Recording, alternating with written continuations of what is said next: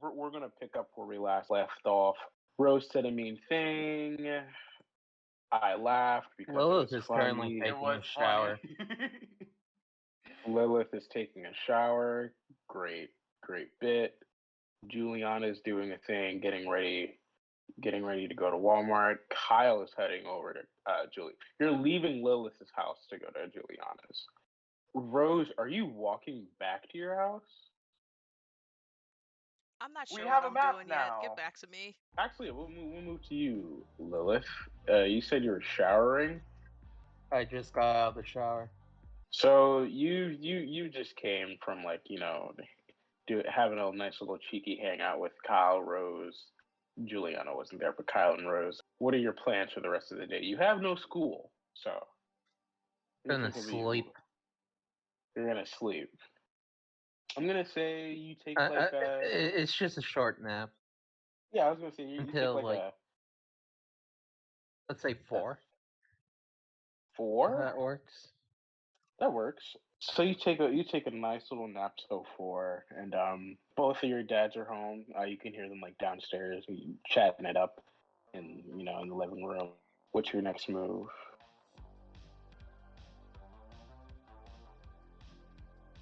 So I'm just chilling. Probably gonna work on defeating Gary in Pokemon. Gary and Pokemon. Yeah. Okay. Yo, Outside actually, D&D, as long as it's like not windy. Lilith is going to start planning for her Dungeons and Dragons game later on tonight.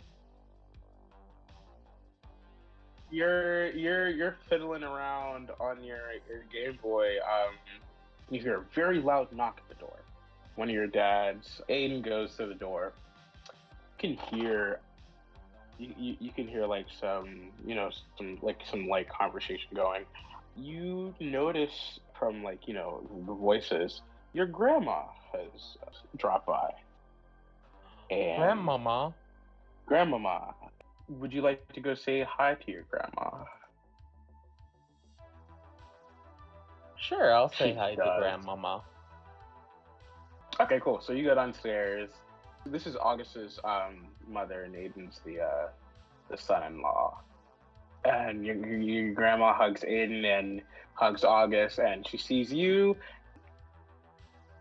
I wouldn't say she's not a very lively person, as you can tell. She's very stern, but she still has like that softness inside her.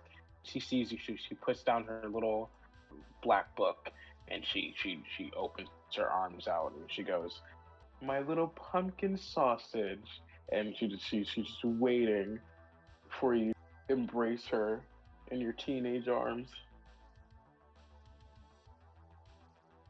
I go up to her and hug her, and I'm like, "Hey, you call me Pumpkin, but what's up with sausage?" Everyone knows when you were just a little baby, you were plump and thick, just like a sausage. I would have called you bratwurst, but it doesn't really roll off the tongue as well.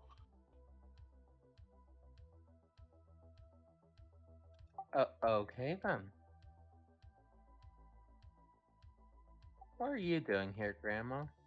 She like walks into the room. She sits in like your one of your dad's armchairs, and she goes, "Well, I missed my family, and I needed some time to get away, and also I've heard that there's been quite the commotion going on in your guys' neck of the woods. So I thought I'd come here and lend a charitable hand." And she sits there and crosses her leg, and she waves over to Aiden. She says, "Aiden, make me I know you have scotch in here somewhere. Why don't you give me a double of scotch?" And Aiden, he's very quiet around his mother, so he nods his head and fixes her a drink. But she turns her direction back to you, Lilith, and she goes, "Well, enough about me. What's been going on? I haven't seen you in forever. So update me. Give me what do you kids say? The old 1-2, the 4-1, the 4-1-1. Give me the skinny. The skinny. Give me the skinny." Grandma, nobody says that anymore. It's give me the deets now. Well, the deets, whatever. Just, just tell me everything. I want to know everything. Well, I'm just sort of here. I'm planning for outside D&D, and I was getting ready for my chemistry midterm, but school got canceled. So yeah, I've just been relaxing a bit. She leans over and she goes, why has school been canceled? It's not like there's a snow day. You guys get tons of snow. Yeah, there's been a lot of abductions, possible kidnappings, people going missing. She gets up and she straightens her pants and her sweater. She goes, "Whoa!" She puts both of her hands she puts both of her fists on her hips. She goes, "Whoa! I'm glad I came just in time to give you and your dad some extra muscle." And she flexes her granny muscles. Um, but you're being safe, right? I know both of your dads have taught you to handle yourself quite well. Yeah, I'm safe. Don't worry. They won't get me. She goes, "It? What do you mean it?" I was just saying it as in the general term. If there are kidnappings or if kids are going missing, somebody has to be behind it, right? Yeah, you're right about that. You are right about that. Okay. Well, don't mind me. I'm just gonna talk to your fathers for a bit, and she she digs in her pocket and she gives you a 20. Why don't you go and waste this on whatever kids waste this on nowadays? Gumballs, candy. So might you get some cool sodium nitrate with this? But she goes, yes, sodium nitrate, or gum, chips, whatever. Just go run along. Let me have a very adult conversation with your father. Okay. I just head off to Walmart. And then we're gonna cut to Juliana. Juliana, are you ready? But yeah, Juliana, what are you doing? Are you just waiting for Kyle to come? I am waiting for Kyle to come. And I am Okay. checking at my non-existent watch because I feel like Kyle has been dragging himself. But yeah, I'm gonna say it takes you like another 10 minutes from past the church and Tutlung's house to get to Juliana's, and yeah, you pull up and you. She's waiting outside. I just sort of pull up as quietly as possible because I'm kind of socially afraid of her parents.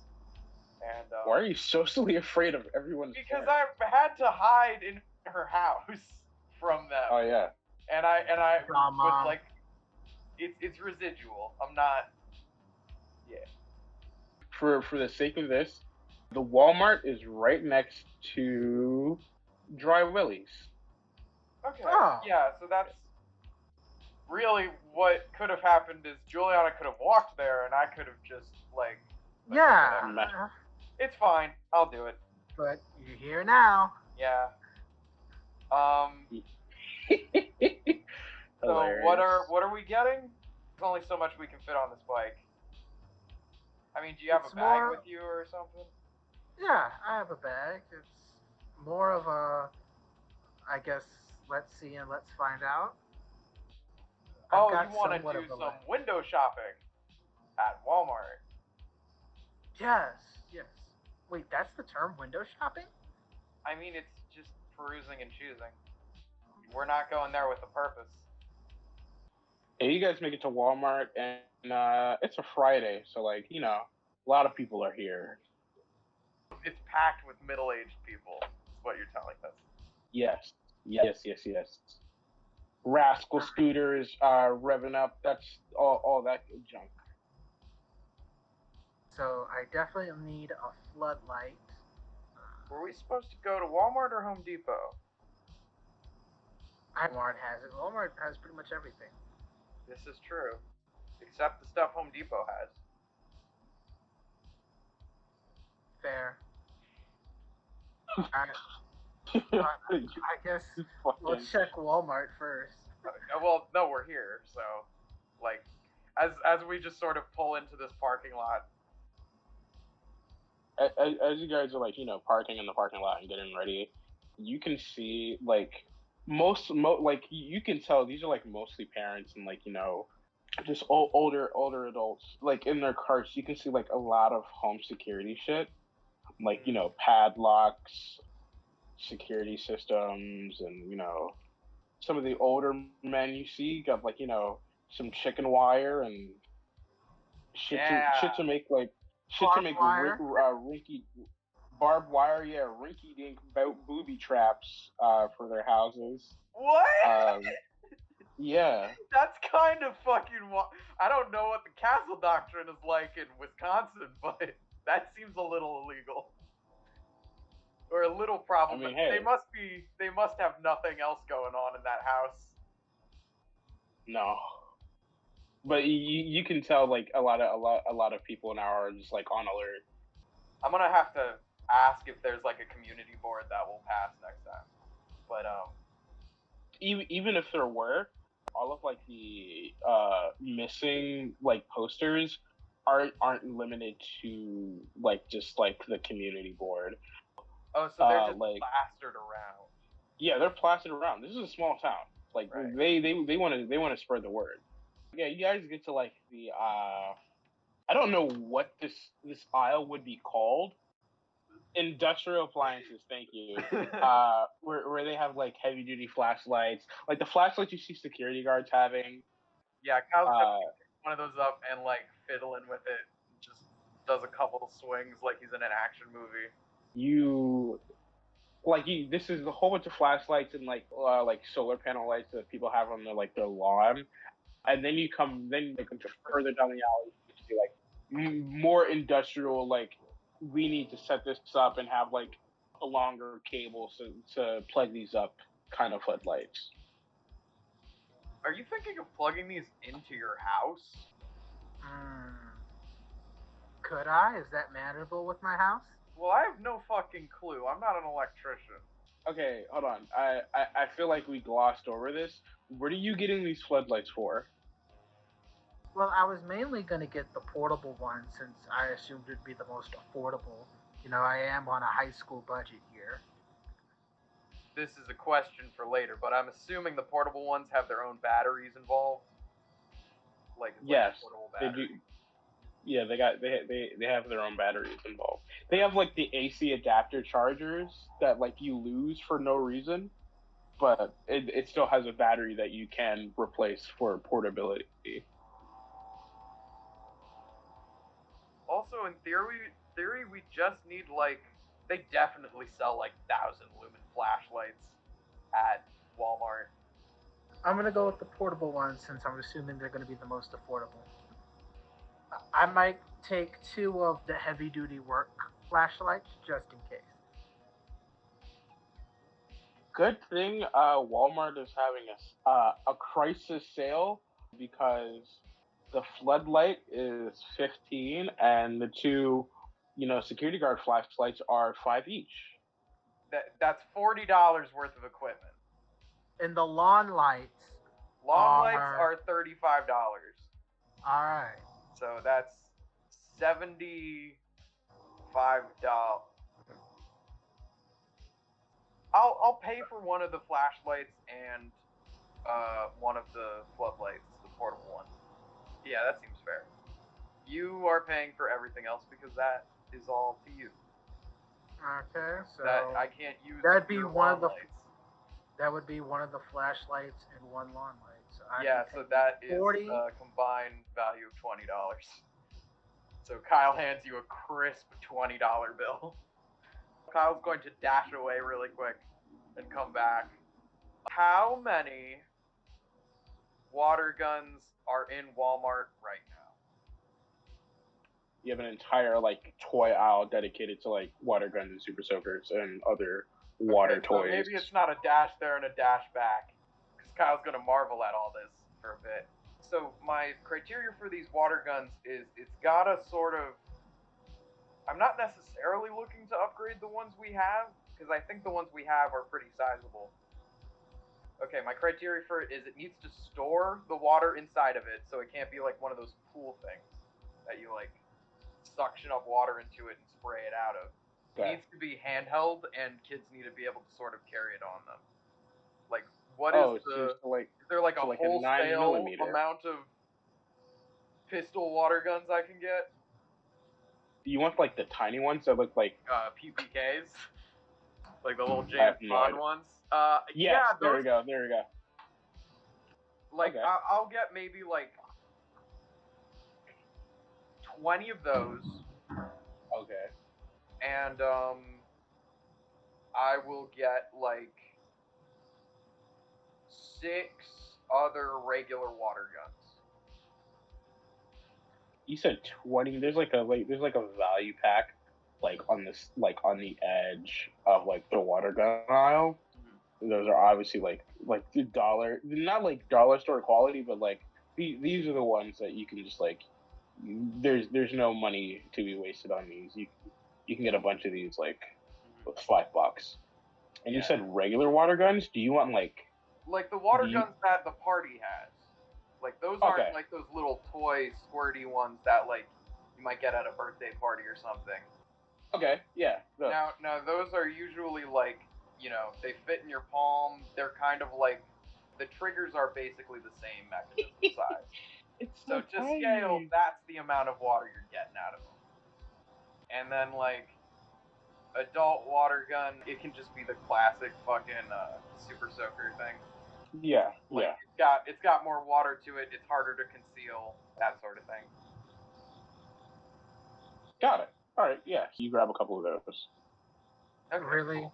Water guns? Yeah. This is the only thing I've got going for me right now.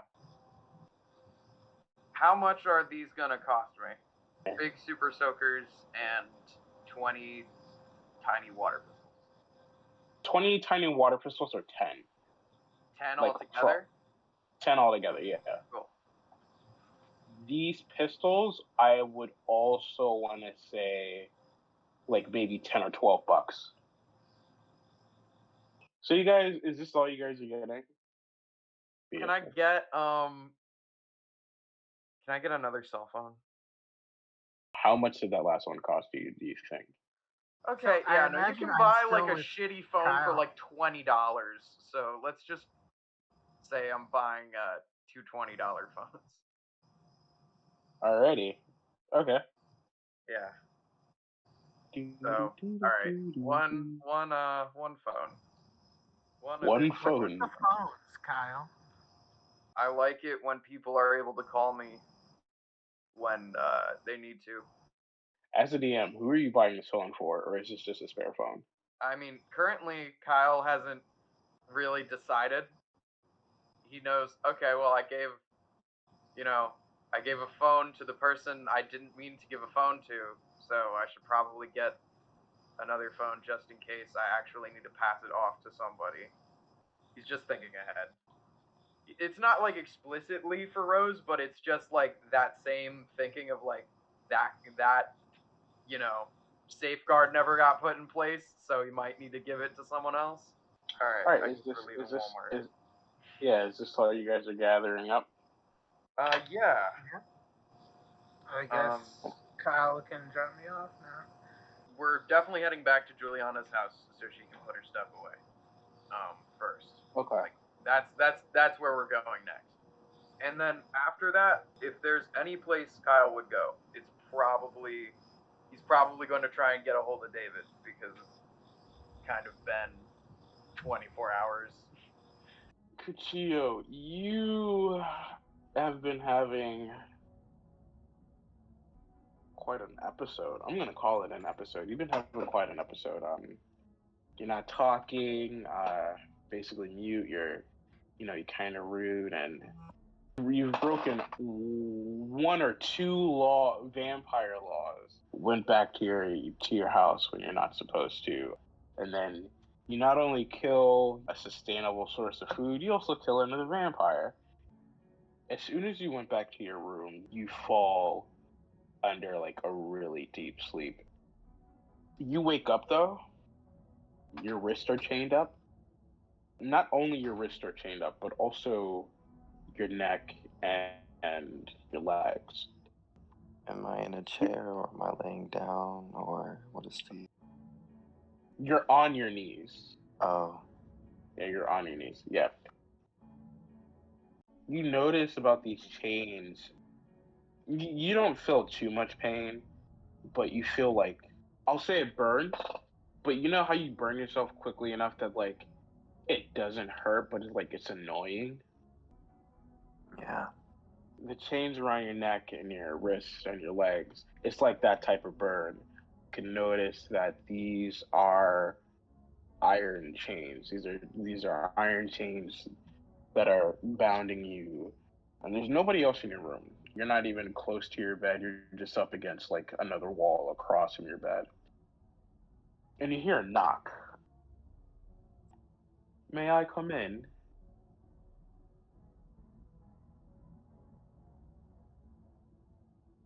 So let me get this straight. I'm on my knees, chained up.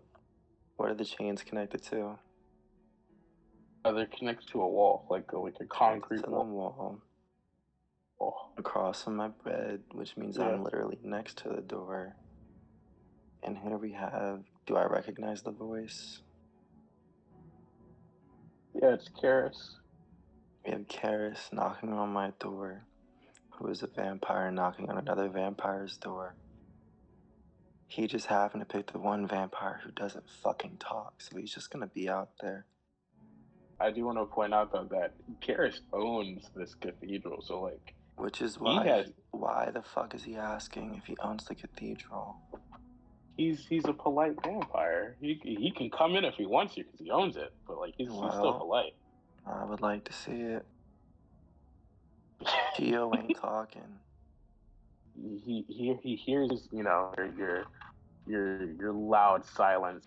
He walks in and see him in some very casual clothing, not like the Ozzy Osbourne kind of that you last saw him in. He looks like this, and he goes, Is he also carrying a chainsaw?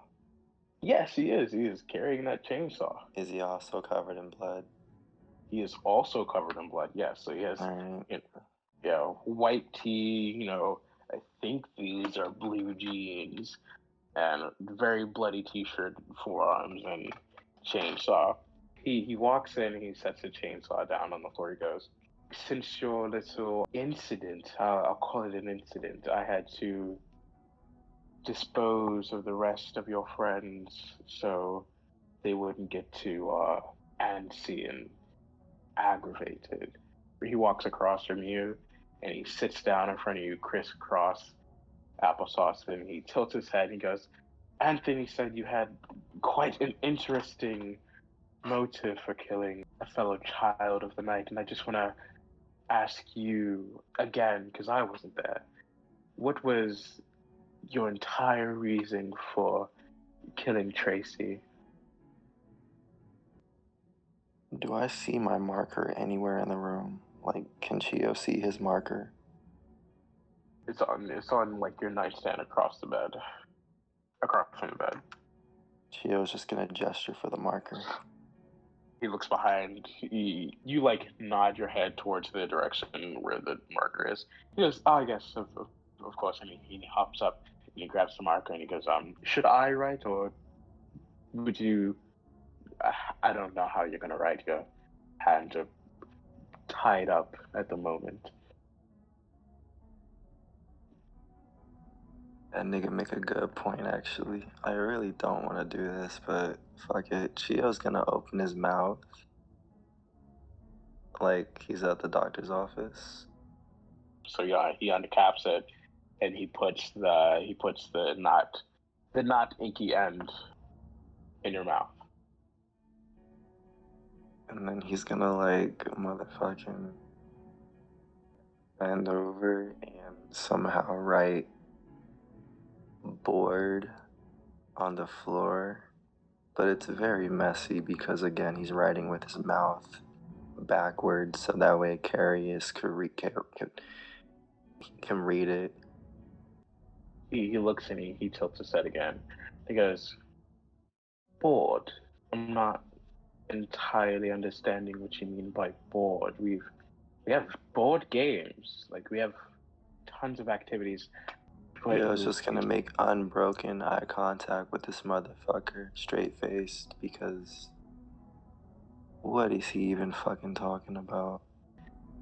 He feels your staggering eyes trying to pierce through him, and he goes, okay, I'm just going to be straightforward with you. You've done an unspeakable thing. Cuchillo's gonna nod. And I'd like to say you've been rather reckless. You know, as a community, we can't have that. We can't draw attention to ourselves, and we definitely can't kill just because we're bored. Cuchillo, we can't. That's not a, how you kids say, that's not a good look for us. Really, it was also going to be you that got chopped up with the rest of your friends, but Anthony wanted me to go just a little bit easier on you, and I guess you can say this is you being grounded. Bounded is a better words. I don't know how long I'm going to have you in here, and I definitely don't know how long this behavior is going to ruminate within you. So I'm giving you one last chance to have a unbeating heart to heart with your maker's maker. I want you to have. He brushes his fist across your chin. Jay, I want you and me to have a chat. What's going on in that mind and heart of yours? How much movement in my wrist do I have? Like, can I put them to my mouth, or what's the rotation? You can barely get them to your mouth. All right, then we're gonna do this. Then we're gonna reverse engineer it. Spit the marker into my hands. I mean, these are like cuffs that are like two things but put together. So I think I can hold the marker in both of my hands together. This is a really bad analogy. If you have a girl handcuffed and she's giving a hand job, it's kind of like that's how we're holding the marker here. Okay? And yeah, there were plenty of other ways you could have said it. Name one. Case rested. Anyway, you're holding the pen in both hands because they're bound together. Anyway, case rested. We're gonna write on the floor. Just okay. He stands up and he starts to pace around the room. I know how hard it is to be living one day and dead the next, and you can't see your family, you can't see your friends, and the only thing that you crave is, you know, the life force of a man, and it's just puberty again, if you really think about it. You know, every urge and hunger is insatiable and, you know, strong. And I know how difficult it is, I do, but never once in my 500 years of life, I have never even thought about killing just another cold and lifeless helping hand. One could even say family. This, I'd like to call you children family. And to see a sibling, a son, a nephew, whatever label you want to put on it, just to behead another family member, it's unheard of, and I just want to know what's wrong with you? Honestly, who hurt you? Eo's gonna think for a second, and the second's gonna turn into a lot of seconds. And he's gonna, like, not sit back up, but, like, go back to his knee, because I'm assuming that he can't really sit. No, you can't. So, like, he's gonna go back upright and then kind of look off in the distance a little bit. And write Anthony, but the H is backwards, because he wrote it fast. And he's gonna circle it a whole bunch of times. I get the picture. He's still circling. Okay, just 2 seconds. Let me. Running out of ink here. He kicks the marker out of your hand. And he squats down in front of you. He goes, "From my understanding, Anthony was trying to help you. He gave you an offer, you gave him a better one, and there was a compromise. He was shaking his head. Do you want him gone? Do you want to be away from all of this? Like, what do you want, my boy?" Like, it's grab the marker. Mm-hmm. He's gonna put, like, a very threatening X through Anthony's name and slap the marker down on top of it and look back up at Karis. Okay, well, if you were paying attention what I was saying earlier, I'm having a hard time seeing the reason why you or I should kill Anthony. I need a better reason. I want this to be a more natural conversation, and I don't want to have to do anything ill will. Please give me a better reason for your situation here.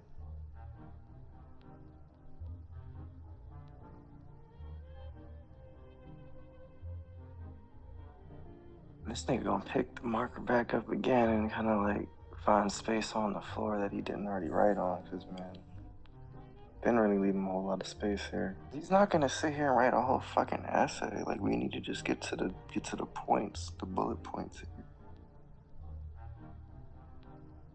He's gonna use a vampire thing on you. Oh God! All right. Roll me a d10.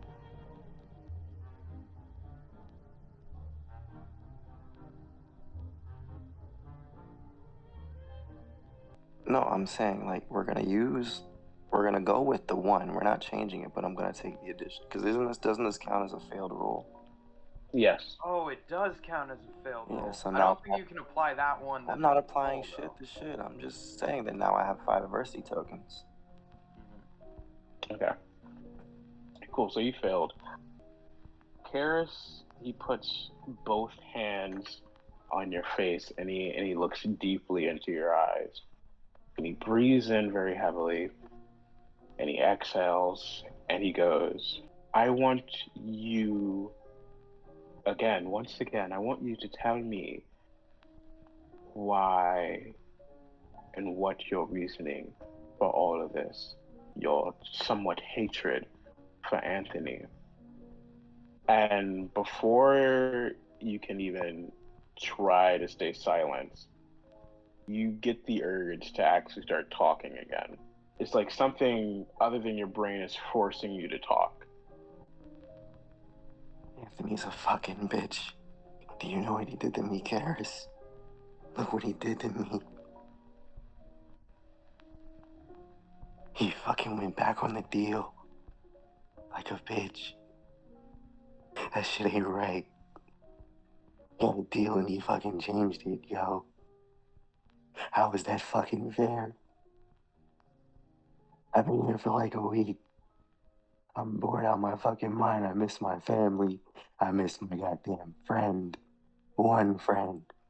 I was gonna have 2. You know what? I'm fine. I can leave school. I can leave the drama club. But I need my fucking friend.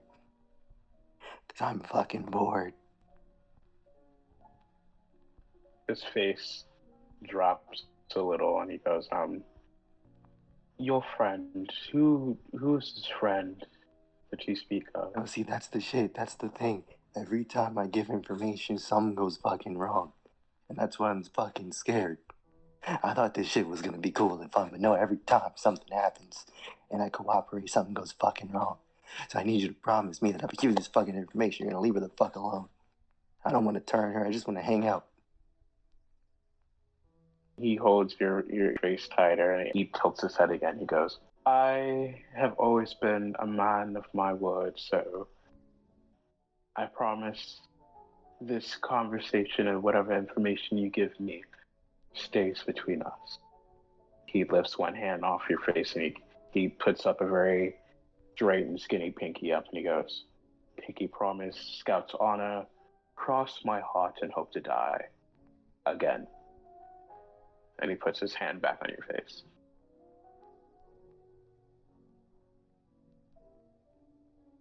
No, see, because we can pinky promise, you could be crossing your fucking hand. I need you to verbally say, once I give you this name, that you are not. Let me finish. I'm gonna pinky promise you, and I'm gonna tell you what you need to know. I only have one condition. And that is? I just need John to get her and bring her here. I want her to be fucking safe. Don't fucking bite her on the way here. Don't bite her here. Don't fucking knock her unconscious. If I can't go get her, don't send fucking Anthony to do it. I don't trust that motherfucker.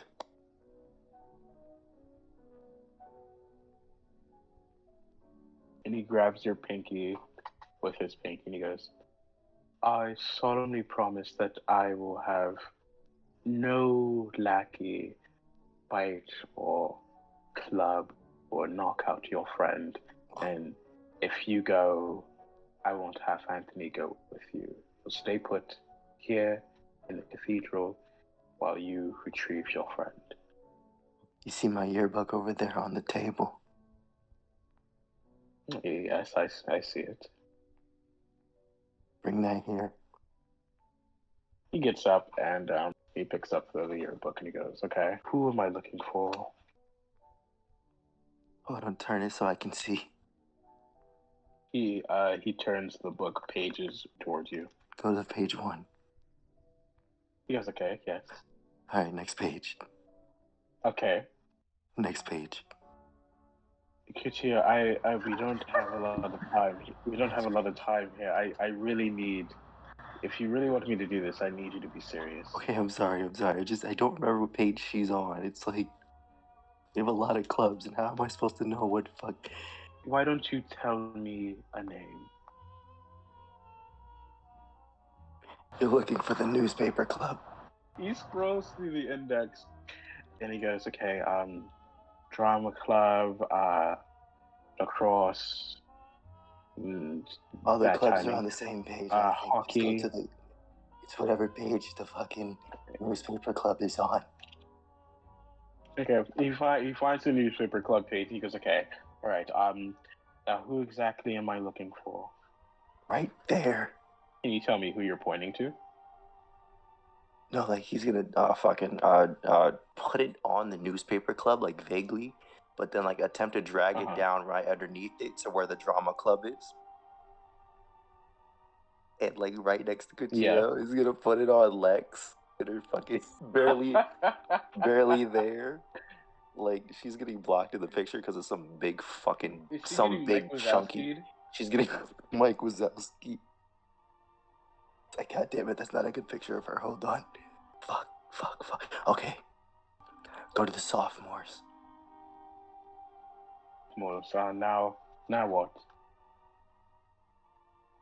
We're looking for Alexis Sanchez. He goes to the sophomore page that Alexis is on. No, she's quite a lovely looking, fine young woman. And Paris, that's weird. She's 12. I'm not saying this to be weird. I'm just saying she's a very upstanding lady now. Don't fuck my friends, please. I'm not. I swear I'm not. But yes, you said this is your friend. Yeah. Do you want me to get her? Do you want to get her?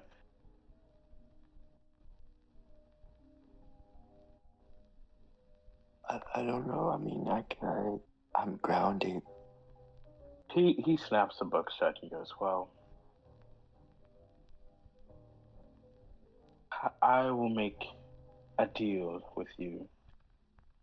I'll keep my end of the bargain.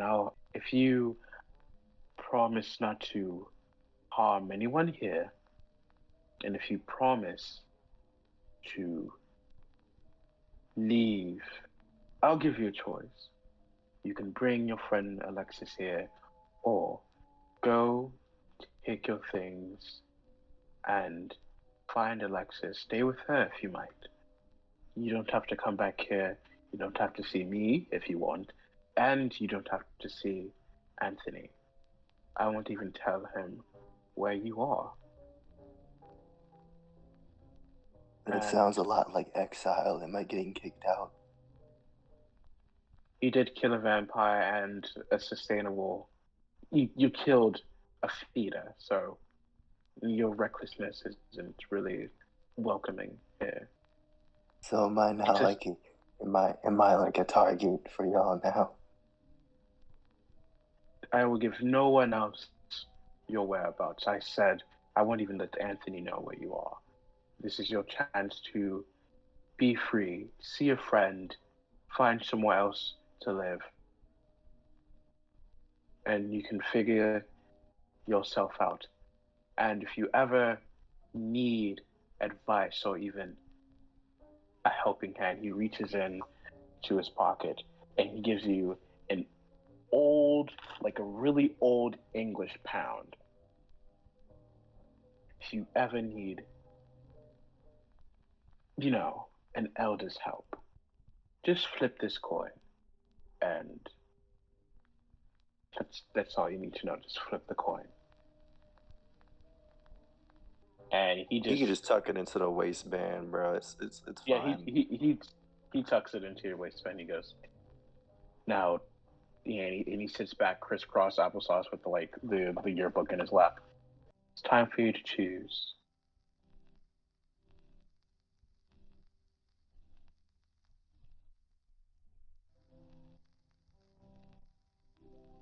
I wanna take that second one, but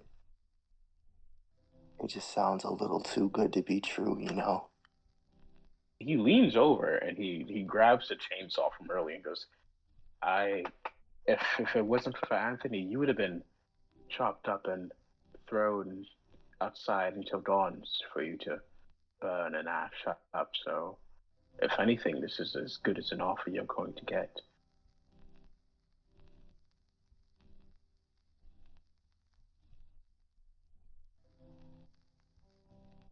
And you said Anthony's not gonna know about my whereabouts or anything.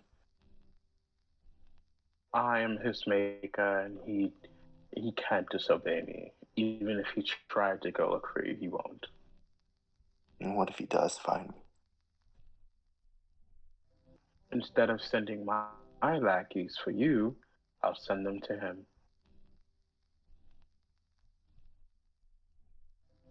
Trust me, Anthony is just as young as you are. He doesn't have the strength like the rest of us. So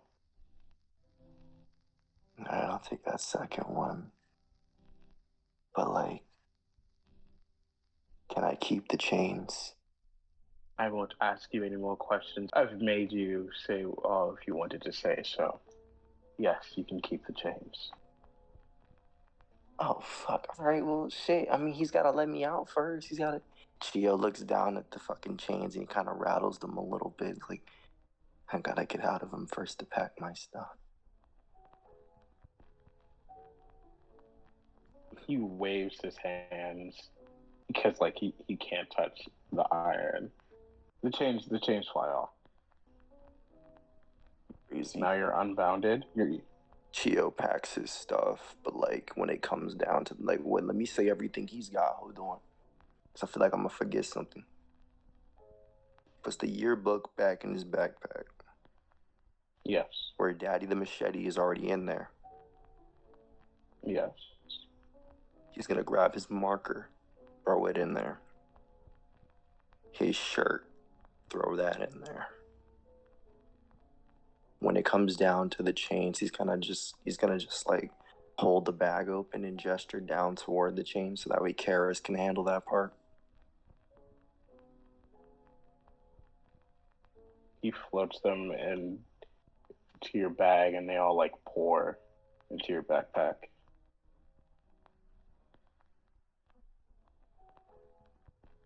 Karis, I got one more question.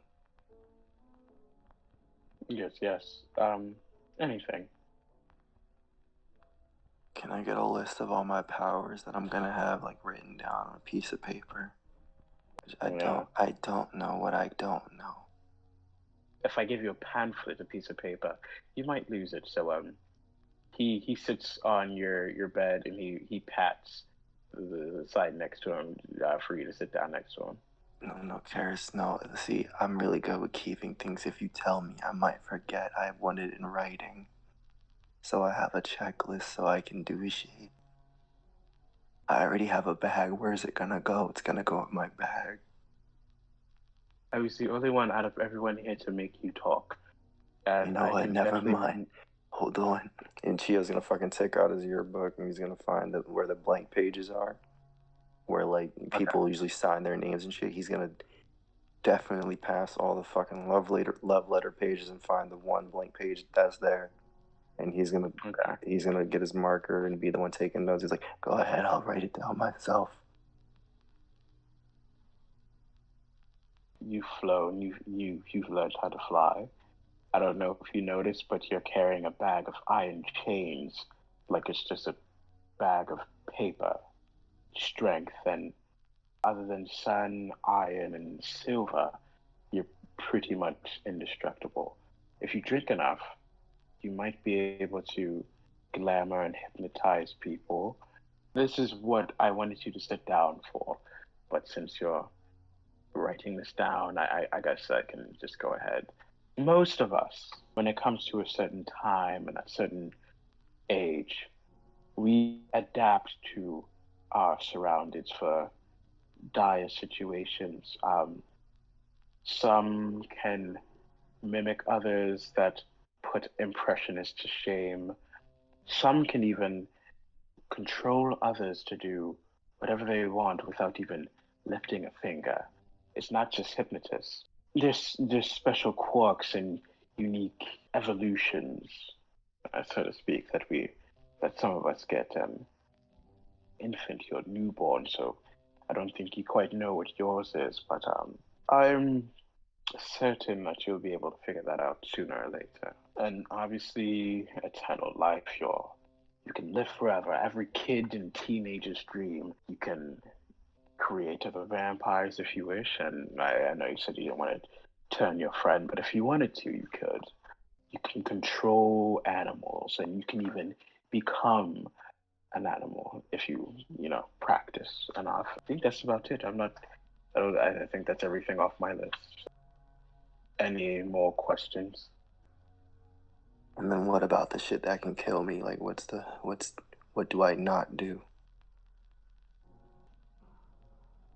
Sunlight, iron, silver, holy water, stake to the heart, and it's not necessarily killing you, but if you don't drink for a while, you start to revert to your old age, your true age, and you're 18, so nothing much will happen to you. But if I were to not drink, I'd practically be dust. Unless you want me to stay with you, I'm gonna go and attend and make sure no one sees you when you leave later. And just stay put. I'll come grab you and... No, wait, no. One last request. Yes. I want them to see me when I leave. I want them to line up and watch me as I walk away. And I want them to clap. And that's all I want. And you want Anthony to see you too? I don't care. Wish granted. He He walks out the door and locks it behind him. And that's where we're gonna leave your part at. Rose, what are you up to? It's like 5 now.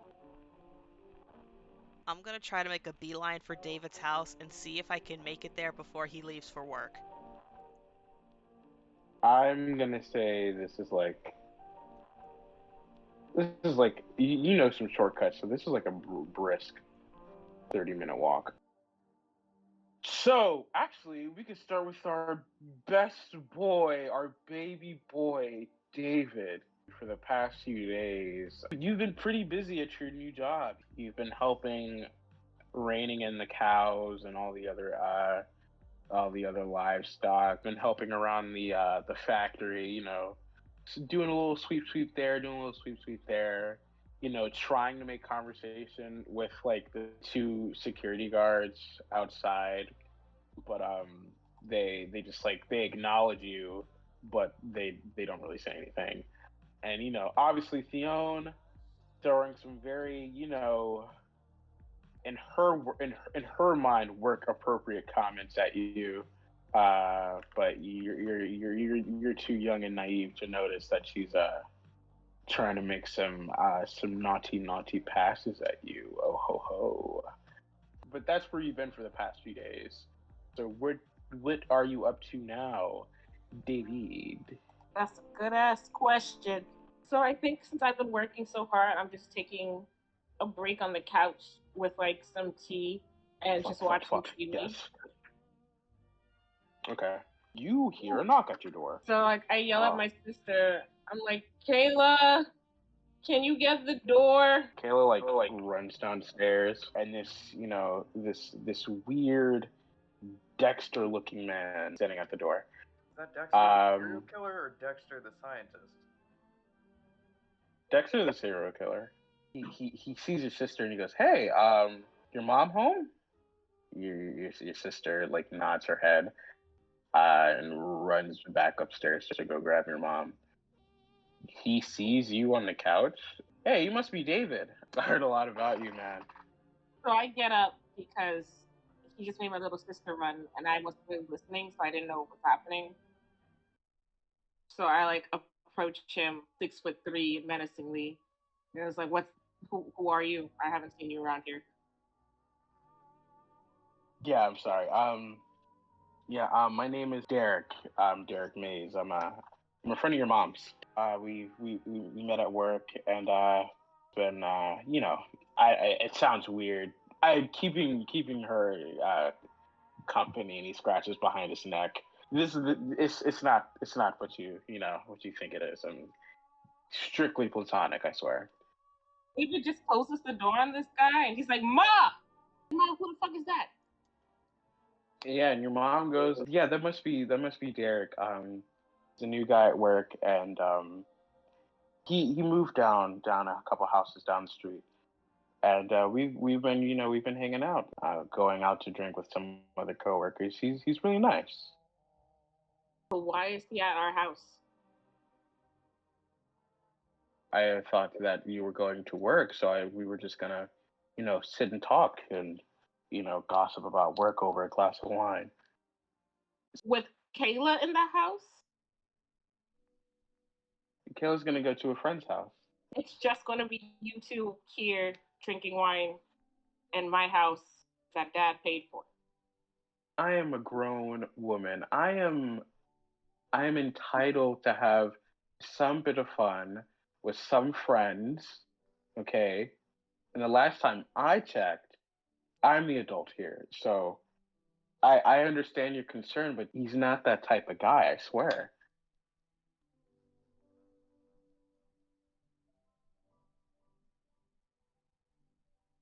I'm going to trust you to be the responsible woman I know that you are. Okay? 6 feet apart. No physical touching. Okay? Only one glass from you, Missy. And I need you to check in with me every hour. Okay? She pats your cheek and she goes, "Okay, I'll do all that and more. And you don't worry about me. You worry about work." She heads downstairs to say hi to Derek. Definitely. So he goes to his sister's room and it was like, do you see that guy? Yeah, I've seen him a couple times, but only when Ma would go to work in the morning. He would come over to sometimes drive her to work too. Carpooling, she said it is carpooling. Do you think that's pretty suspicious as much as I do? I mean, yeah, but I trust Mom to at least point out red flags and whatnot. I'll give you an extra $20 a week if you stay home and pretend that you're sick today. Make it 25. Deal. She runs to the bathroom. She pulls the sink stopper, fills up the sink with hot water. Don't worry, we've done this before. Have a great day at work. I'll keep an eye on Ma. Closes the bathroom door. Before I leave, I remember I was like, oh wait, I have a couple of the necklaces, the silver necklaces. Rebecca gave me 3 of them. I put one on my sister's bed and I leave a little note saying I got you a present. And then I sprinkle some holy water around her room that I had from Kyle. And then I go downstairs. I see my mom in the kitchen with fucking Derek. Damn. Give Derek a chance. I want my mom to be happy, but I didn't vet him yet, so I don't know. They're just in the kitchen talking, and your mom is unscrewing a bottle of wine. Again, have a great day at work, and I'll see you when I get home. And Derek goes, it was nice meeting you. I hope to see you again sometime soon. I give my mom a kiss on the cheek, and I give her the necklace, and I'm like, here, I got you something. David. And she immediately puts it around her neck. She gives you the tightest, warmest mom hug. She gets on her tippy toes and she kisses you on her forehead. She sends you on her way. You have to promise me that you'll keep it on, though. I gave one to you and Kayla. Cross my heart and hope to die. Okay. And then I take some of the holy water and just kind of sprinkle it on her, and then definitely sprinkle a lot on Derek. Sure that you guys are blessed and keep the Lord with you as you have your wine. So I'm sprinkling holy water on you to make sure that you guys are all okay. Staring at Derek, extra hard. Your mom goes, okay, me and she gestures to Derek. Me and Derek appreciate it. Thank you. Now, please hurry before you're late for work. Take care. Love you. Okay, so I pick up my keys and I'm walking outside to the beautiful orange car that I got.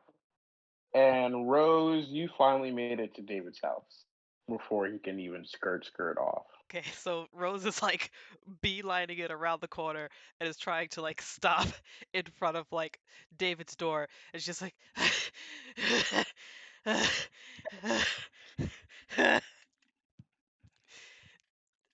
David. He turns around. He's like, Rebecca. I stabbed your boss. What the fuck? Okay, what? How? Wait, what? What? Did you have the coat? Oh, fuck. Okay, all right, hold on. Wait a minute. Let's. And he walks over to her and rushes over to her and bridal style picks her up to take her into the car because she is dying. And he gives her one of his Gatorade bottles that he has in the back because athlete. I'd start to chug the Gatorade, and then once I realize that I'm in the car, I immediately get out of the car and throw the Gatorade bottle at the fucking car. Wait, Jesus, no, stop. Right. It's so expensive. I don't know if I have the money to afford this. Please don't. I stabbed your boss. Why? Okay. So, the last time we saw each other, we were talking about grooming, and I checked her car, and I found some stuff, and she starts looking around. Can we go? Can we be not outside? Well, right now my mom thinks that I went to work and she's with a there's a man Yeah. inside my house that I don't know. So I don't think we should go in there. Okay. Well, So I if don't. I stop right here, or we could get in the car and go someplace. Fucking car. Fine. Okay, fine. We go in the car. Okay, so we get back in the car. Where's Kyle's house? No. Literally Okay. anywhere besides Kyle's house. Okay, then let's go to the park. It's still decently daylight outside, and it shouldn't be fine. Okay. So they drive to the park like a few blocks down. Rose is taking the bottom of her boots and like scraping it on carpet and like the inside of envelope packages and stuff. She's just trying to fuck up the inside of the car. Rebecca, please. I have to. I don't. I think I might have to pay for this if you ruin it. I get it. You might not. You stabbed her. You probably don't like her, but can you please not mess up my expensive car? I will consider later. Do you have the money to help me pay for this if it's damaged? No. Okay, please. Thank you. Mm.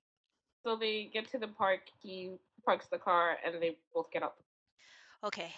So I found a disc in your boss's car.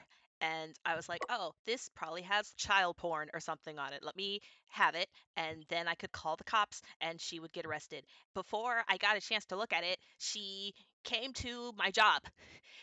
I don't know how she knew where I worked or what the fuck I looked like, but she came to the flower shop and she was like, hey, listen, you fat bitch, I need you to give me back my stuff. And I just wasn't in the mood. So I decided, you know what, I'm going to be petty. And so I started a fight. You know, I'm not going to lie, I started a fight. I came at her. Oh shit, that's another. Okay, so I'm a witch. What? Huh? Okay, all right. First things first. Why would you take something out of the car? Because I thought she was a pedo. But why didn't you ask me? We could have figured it out together. Why would you take it out of the car? You're it's right. not mine. No, you're right. You just seemed super excited, and I was gonna put it back, but I never got the chance to because she was trying to start stuff, and sometimes I do power stuff, and I decided to like do some power stuff at her to freak her out. And instead, she was like, "Oh, that's cute, bitch." And I was like, "That's not what I thought she was gonna do. I'm gonna stab her." So I stabbed her like twice and she was Jesus bleeding. Christ. And for some reason, she was still totally cool with the fact that I had stabbed her as if it was not in any way a problem to her physical body at all. Okay, hold on, wait a minute. I need a minute. I need a minute. I need a really big minute. Okay, so my tutor is a witch. So my tutor is a witch, and she stabbed my boss after she stole something from my car. Not only is it a concern that my boss is got stabbed and didn't feel anything, even though I know she's not a vampire, so I don't know. But then now I also can't trust my friend that I've known forever because she stole out of my car and got me. It's gonna get me in trouble with my boss today. Do you have the disc? I No, but I know where it is. I know I made a mistake, but there's more, and it's not good stuff. What do you mean by more? I I've got a chance to look at the disc in the place that it is now. It was like super old. It had a bunch of pictures of cows and some kind of like DNA sequencing ritual making cows grow really big, but it was all in like Latin, old creepy Latin, like the kind you see in like ghost movies, and there were like pictures of people and a bug that was like in the back of people. And then the night where you were having a good time singing Britney Spears, I kind of was dragged into like a joyride with Tai Lung in the middle of the night. We met a guy with a fucking slug crab thing on the back of his neck, and it was drinking his blood. But the Latin just could be a way to, because how many people fucking speak Latin? It could just be a way for them to hide their secrets. And isn't there like that thing like GMOs? Aren't those genetically modified cows, like, or something like that? Like, couldn't it just, they're hiding the secret of how they make super big cows? Okay, but here's the thing. So I actually pulled like a slug leech. It was a bug that I've never seen before, and it was literally attached to this guy's neck, and it looked just like the bugs in this Latin CD. I found this CD in your boss's car. Regardless, I have to give the CD back. No, David, you don't need to give the CD back. Oh gosh, I'm trying to. Okay, how do I say this? Rose grabs David by the shoulders and starts to shake him. Your boss is grooming people with alien bugs. Okay, I get that. I get that it's not a good look, and I understand, and I'm not saying that she's right, but I'm also saying that this is not my stuff, and I need to give it back. So where is the disc? I'm afraid to tell you. What do you think I'm gonna do? I think you're gonna try to give it back to her, and I don't want you to be around her because I'm pretty sure that whatever she is not human. I have to go to work, Rebecca. Why? Because I signed the contract and I work there, Rebecca. I don't know. Can't you call in sick or something? Can I call in sick? But that's just avoiding the inevitable. Like, I'm gonna have to go there eventually. But I don't think you should go at all. Like all these people are going missing, and like Yeah, but I need the money. I need the money to help my mom. I need the money to help us pay for the bills. I need the money for my sister. I can't afford to lose this job. It pays good. Where am I ever gonna get a job that pays this well again? But the fact unless I'm a pro. But you're getting paid so much money because this is a sketchy job. Well, then maybe I should just go and maybe I could figure some stuff out from the inside, but I still need to go and return and go to work, Rebecca. I think Juliana has it. David takes out his phone and he immediately calls Juliana. But I'm also fairly sure that your boss has more than one copy of this disc. She told me she does. That's not the point. The point is that it's not mine and you took it and I could get in really big trouble. It could cost me my job. Juliana, do you have that disc that Rebecca gave you? I know that this is David that's calling, right? Yeah. Maybe. Why? Oh, is that David calling? Hey, Yeah, Kyle. that's David calling. Hey! Hey, can you get Juliana to give me that disc? Because I really need it. I can't hear you. We're driving. I kind of stare at the phone and I say, "Can you put Roseblood on the phone?" Rebecca. Yeah. I gotta say, is this the disc? Is this the same disc? Have I given you any other disc? Put David back on the phone. I give David the phone. Meet you guys somewhere and get it? Yeah, there's gonna be a slight problem with that, David. What's the problem? See, I'm not so sure I should give you this disc back. So Dude, it's not mine. I can't keep it. I'm gonna get in trouble at work. I don't think you have to worry about you getting in trouble. Why would you say that? Aren't you tight with the manager? Sure, I'm cool with my boss, but if I stole my disc and she knows that a friend of mine just stabbed her, I don't think I'm gonna have too many extra brownie points. Oh, don't worry. You don't have to worry about her. She'll keep you around. Brownie. Why would you say that?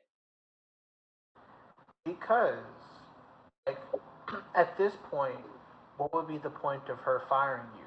You're her closest thing to Roseblood, so basically, I think she would figure to keep you close to keep, I guess, Rebecca closer. You know, keep your friends close, keep your enemies closer. So you're not giving me back the disc that I need to make sure that I don't lose my job. Nope. Look, if it comes down to her firing you, then I guess I will give you back the disc. But if I'm fired, I won't be rehired, Juliana. That's the point. I don't think you necessarily have to worry about you getting fired. I can't believe that you're arguing with me over something that does not belong to you guys. Well, technically, it actually does belong to me at the moment. You know if what? they're gonna fire you, why? I fine. Hangs up on her. I can't believe you. I can't believe any of you. Why would you guys?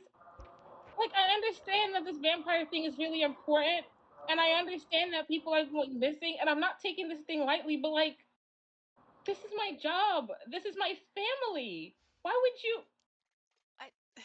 Bye. And he just gets in the car and leaves Rebecca there. No, hang on.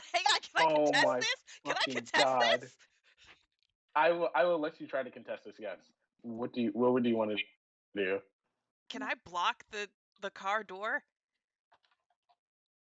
Yes, you can. David, are you gonna try to push Rose out of the way? Yeah, like as respectfully as I can. Okay, both of you roll me brawn. Yes. I'm still with Kyle, right? Yeah. Yes, you are. Yeah, we're still together. I say to Kyle, there's no way I'm gonna beat him. We're making a quick pit stop at the Radio Shack. What? Okay. Okay, I'll take the 7. 7 versus 7. No, I have an 8. I forgot to add my +1. Damn. I mean, as stubborn as Rose is, her friendship strength is contesting your natural man strength. So like you guys are like both like tussling. Rose slips but gets her grip back onto the car, and you slip but you get your hands back, trying your best not to like hurt her while pushing her away. You guys are basically like playfully shoving each other, but still kind of upset with each other. Can I roll for time to just like convince her to just leave me alone for a bit? Yeah, you can, sure. Dang, that's a 5. Rose, are you swayed by David to like leave him alone? No, I'm not letting him leave.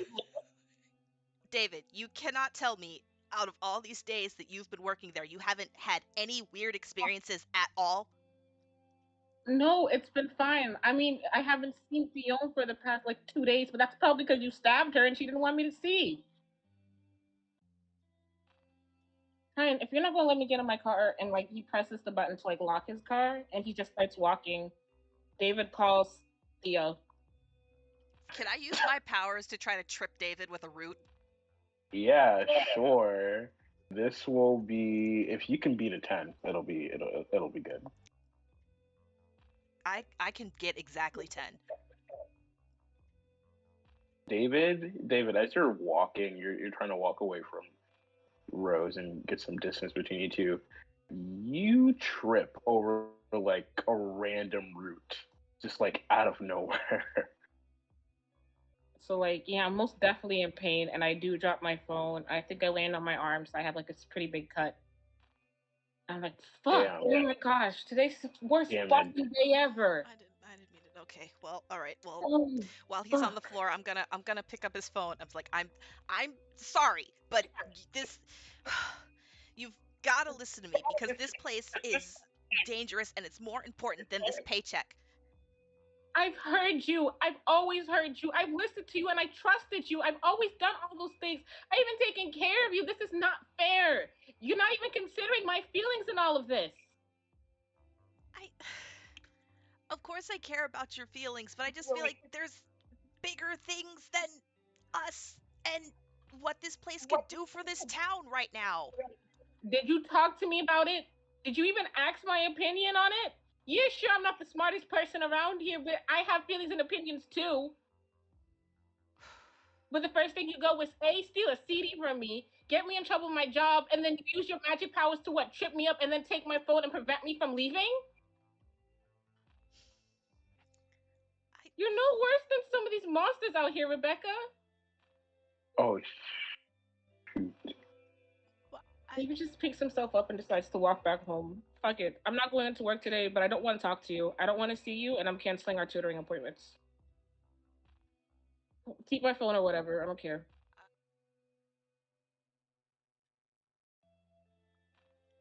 It might be a bad time. And we need you to roll me a d6 roll. 1. You get like a minor headache from making that root pop up. So now you're emotionally hurt, and now your head hurts just a tad. I'm sorry. She just kind of walks away. David heads back to his house, and he gets inside, and he just like bypasses his mother, and he just goes straight upstairs to the bathroom to wash off his cut and put like some Neosporin on it, and then goes to the landline in his room to go make a call and call in sick from work. He calls Theonda. Before you get to Theon, she has like a receptionist, so all you hear is Aimla, meat packing and processing. How may I help you?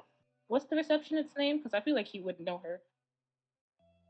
The receptionist's name is his name is Ernest Klein. Hey Ernest, it's David. I don't think I'll be able to come and work today. I'm not feeling too well. Oh, that's too bad, man. You want me to let Theo know? If you can, please. I think it might take me like 3 days to feel better. I'm not that sure. I'll get an excuse note when I come back. She's not even in yet, but I'll let her know when she does come in. Appreciate it, dude. Yeah, no problem. Get better, man. All right, thanks. Bye. Lays on his bed and is sad. You hear a knock at your door. The door opens and it's Derek. Hey, wow. Gonna be honest, this is kind of awkward for me. But me and your mom saw you look a little distressed, and I see you got quite the bruise there. Anything you want to talk about? You, Derek. Fine. Thanks. I have a first aid kit in my car. I could wrap that up for you. I'm good. I have some stuff. Appreciate it though. Thanks. Yeah, no, I get this. Is this a girl problem? Hey, Derek. Yeah. I'm not having a good time right now, and I don't know who you are. I'm very upset and very frustrated. Please leave me alone. Okay, yeah, no, I get it. I'm reading the vibes. I got this. I'll leave you to it. And he softly closes your door. Rose, how are you doing on your end? Rose is not great. She now has David's phone and realizes that this is the second time that a phone has been offered to her in the same day, and it still feels shitty. She's going to walk over to David's house, and she's just going to put the cell phone in the mailbox. And I think she's going to go to McCreamy's and see if she can go buy a couple chocolate milkshakes. Juliana and Kyle, what are you two doing? Well, I might be making Kyle stop at the Radio Shack. I don't know if Kyle wants to stop at the Radio Shack. Well, I mean, we're going there because you asked, and this was a shopping trip. I hate to spring you out this first minute, but I think Rose and David might have some issues. Why do you think that? They're like best friends. They are. Wait, was that was like that phone call? What were you guys arguing about? I don't know if Rose wants me to talk about this with you, so I'm gonna just. All right. Well, context clues. You guys are arguing over a CD, I believe. I think. Go with that. Okay. Did somebody lose a CD? Because they're really easy to copy. Yeah. We're going to Radio Shack. Someone lost a CD, and I might have to return the lost CD copy. It's a long story. Just take me to Radio Shack. And thank you. Kyle's really trying to guess who is the person who lost the CD and who is the person who is like mad about because he doesn't understand the context. Juliana pulls out a 5 and I guess goes to tip Kyle. Why are you? Oh, I thought you were bribing me to shut up, but I guess gas money does make sense. He takes the 5. Kyle, roll me brains to see if you can see through Juliana's attempts of being secretive. 7. I would like to add 8 adversity tokens to that and make it a 13. I think Kyle is picking up on the fact that you are the person who has the disc. I'm gonna take your $5, but you should give whoever wants their stuff back their stuff back. And I will. This is why we're going to Radio Shack. We're copying a disc, aren't we? Yes, we are. You got a problem with that? No, not at all. This is I think big brain. If it isn't big brain, it's a terrible breach of trust. And it's also piracy. But I have no real qualms about that last one. We're not breaking anybody's trust. And you don't have any qualms about piracy. I mean, you know what? You can say you're not breaking anybody's trust. That's fine. But this is not a we situation as far as trust goes because I am an unsuspecting third party in this matter. I am not breaking anybody's trust. I may be bending somebody's trust, but not breaking it. So I guess we walk into Radio Shack. Alright, Juliana buys the 100-pack, and I guess we head back to Juliana's house. Rose, you get to McCreamy's, and I'm assuming you're sitting at the bar, all dramatic, like and sad. 2 chocolate milks in front of you. I'm pretty sure you're drinking one of them. Like you're halfway through one. Well, your server Craig, he comes up to you. He musters up to put his little cowboy accent on, because he has to, and he goes, "Is there anything I can get you, Missy?" Just keep the milkshakes coming. I couldn't help but notice you're just a tad sad. You know, you could always talk to your local bartender about anything. Sir, are you paid to be a therapist? He cuts out of his accent. He leans in closer, and he's like, "Dude, I get paid like $10 an hour, and it's boring here. I need somebody to talk to, so fucking speak up. You look like shit, and you look like you've been through some shit. The only way I know how to like alleviate some of the shit that I've been through is talking about it. So go ahead and let your heart out, partner." Jeez, how do I explain this to a civilian? Juliana's picture's on the wall. Can I see it, like, specifically? Yes, it's behind the bar. Fucking hell. I'm just gonna take my 2 milkshakes and move to the right side of the bar so I can't see your fucking picture. I'm gonna completely ignore Craig. I'm just gonna walk away. So you're walking away from Craig? Yeah, I assume that this bar is like a rectangle bar. I was sitting in the middle, now I'm just kind of at like the right corner. He can follow me if he wants to, but he ain't getting paid for that. Yeah, he definitely is. You guys go. How about this? If you talk because I'm bored, and everyone here is either a child or a parent of a child, if you talk, I will pay for both your milkshakes, and I'll throw in a side of fries. Make them tater tots, and you got a deal. He turns around, he yells back to the kitchen, goes, I need an order of tater tots on the fly. Thank you. And he goes, now talk. How do you not be a bitch? Are you asking for you or are you asking for a friend? Does it matter? I mean, I don't know. Do you consider other people's feelings? Other people's feelings are a waste of time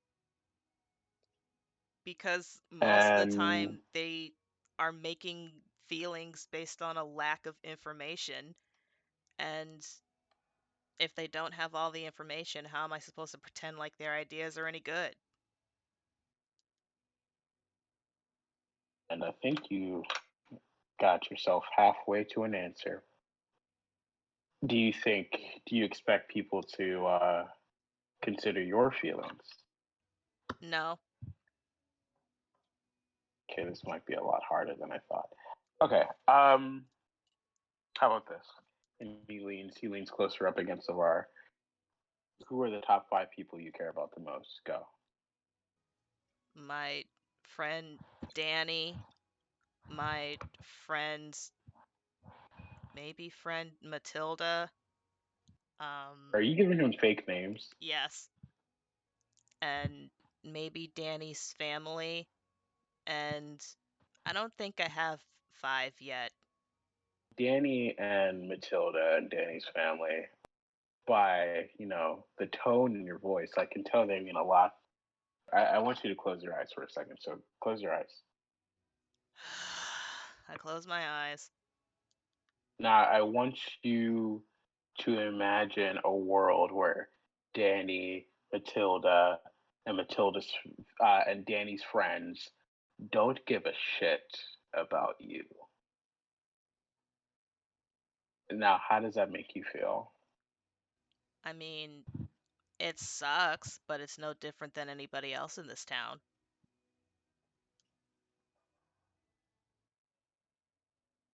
Oh, wow. Okay. You're a tough cookie. Okay. What's your name, partner? My name is Ruth.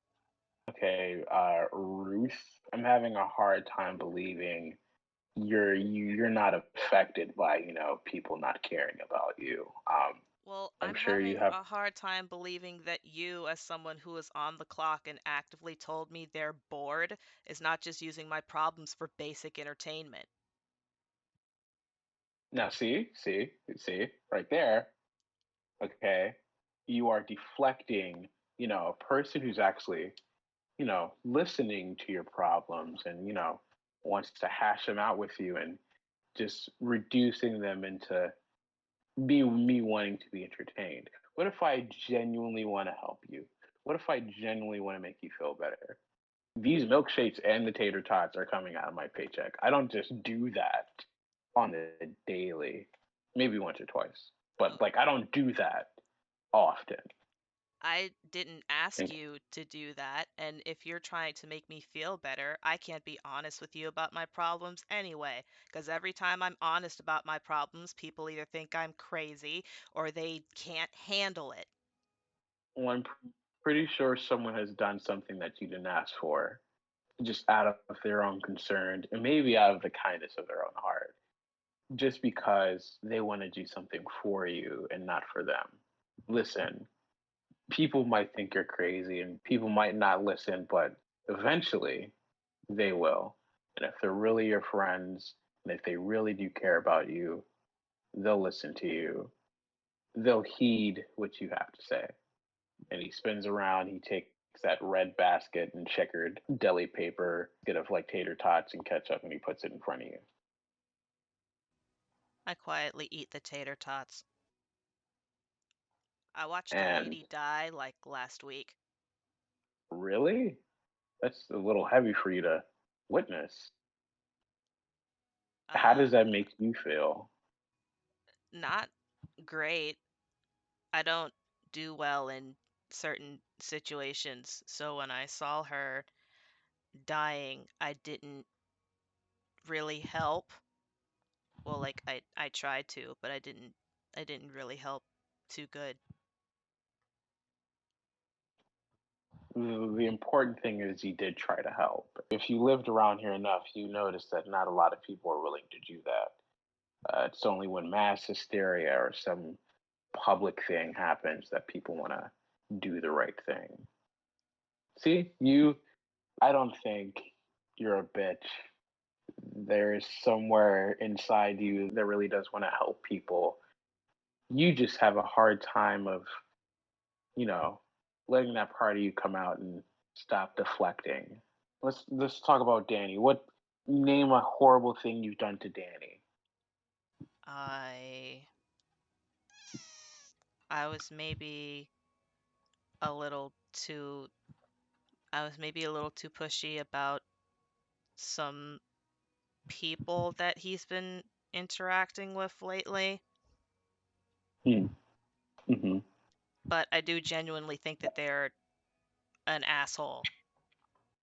You're afraid of these people that Danny are hanging around might influence him in some way. Yeah. I'm worried they might get him killed. That's more a serious note. Yes. Okay. Do you want my advice? Too late to answer. I'm gonna tell you. I genuinely think that you should go and apologize to Danny. Even if he doesn't listen, even if he's upset, I think you do need to apologize and maybe sit down, have a talk. Maybe bring him here. Drinks on me, tater tots on me. Talk it out, hash it out, and explain everything to him. Is if he's really your friend, again, he'll understand. He'll listen to you. He'll take into consideration how you're feeling and what you have to say. Yeah, I'll think about it. Rose starts to get up to get ready to leave. Also, can you do me a favor? Maybe. If you can, just anybody, if you can find anyone, and he points up to the picture of Juliana, if you can find anybody who can dethrone this monster of a little girl, I will personally give you a lifetime card of free milkshakes. I do not care. She's the one that's the holder of the milkshake challenge? Yes, for way too long, we need someone else. We need a new picture Huh. up on this wall. Well, it's no wonder her farts are so terrible. Hey, Craig. Yes. So, the lady I saw die, uh, she came back like a week later and tried to eat some of my friends. He looks very surprised. He looks at you and he looks around the corner and he looks to the left and the right and he goes, hey Ruth, come here for a second. He leans in like across the bar and he goes, I saw my girlfriend die and she came back to life.